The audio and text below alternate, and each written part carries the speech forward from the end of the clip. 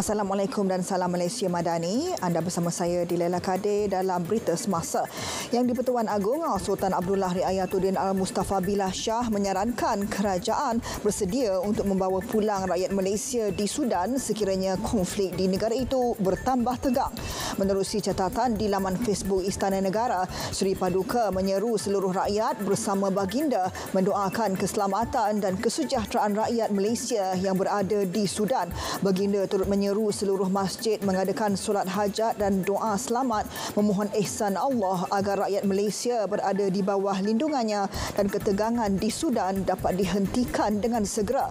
Konflik di Sudan yang melibatkan dua pihak iaitu tentera Sudan dan pasukan separa tentera Rapid Support Forces RSF telah mencetuskan pergolakan politik serta menggugat keselamatan negara itu.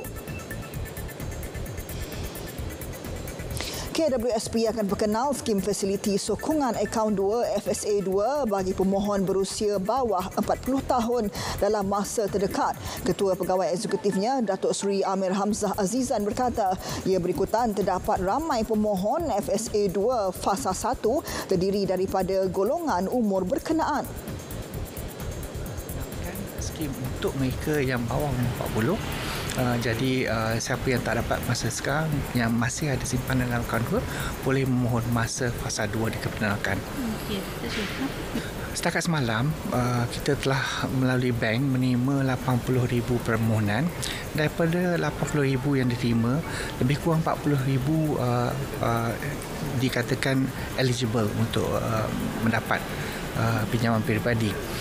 Nombornya kurang sikit pada yang pemohon kerana mungkin orang yang tak faham yang bahawa untuk fasa 1 ni mereka harus di antara umur 40 hingga 55 tahun. So ada juga yang mohon bawah umur 40 tahun.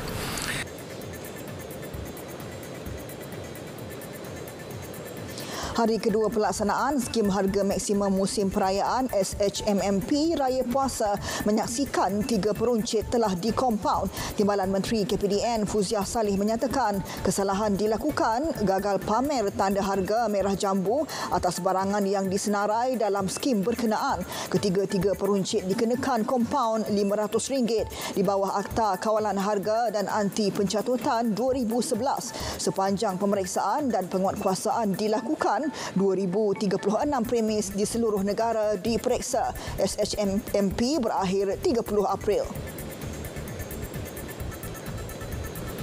Program jualan khas Syawal Madani di Terengganu menyasarkan nilai jualan sehingga RM250,000 sejak dilaksanakan bermula Sabtu lalu hingga Jumaat ini di lokasi terpilih. Pada masa yang sama turut menyasarkan 10,000 pengunjung melibatkan 5 tapak pasar tani. Pengarah Fama Terengganu Nukman Hashim berkata sebanyak 15,850 kilogram membabitkan jumlah pembekalan komoditi segar disediakan sepanjang jualan khas Syawal Madani. Beliau juga memberi keyakinan bahawa barangan keperluan untuk menyambut Syawal di pasar tani adalah mencukupi, terutama bekalan telur dan ayam.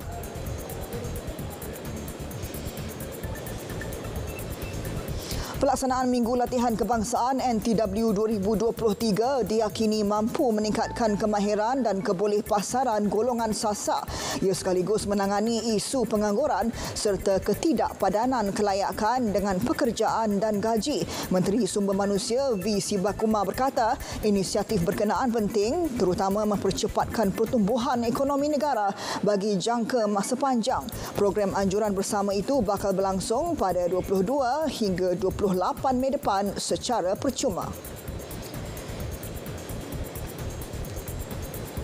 Berbaki beberapa hari sahaja lagi sebelum Aidilfitri, golongan kurang bernasib baik terus dibantu. Di Alustar Kedah, 42 pesakit buah pinggang yang menjalani rawatan dialisis di Pusat Rawatan Hemodialisis Tunku Sarina menerima sumbangan Aidilfitri daripada Yayasan Sultanah Bahiyah YSB. Sumbangan disampaikan oleh Tunku Temenggung Kedah merangkap pengerusi YSB Tan Sri Tunku Puteri Intan Safinas Almarhum Sultan Abdul Halim Muazzam Shah. Dengan itu, sekian berita. Assalamualaikum dan salam Malaysia Madani.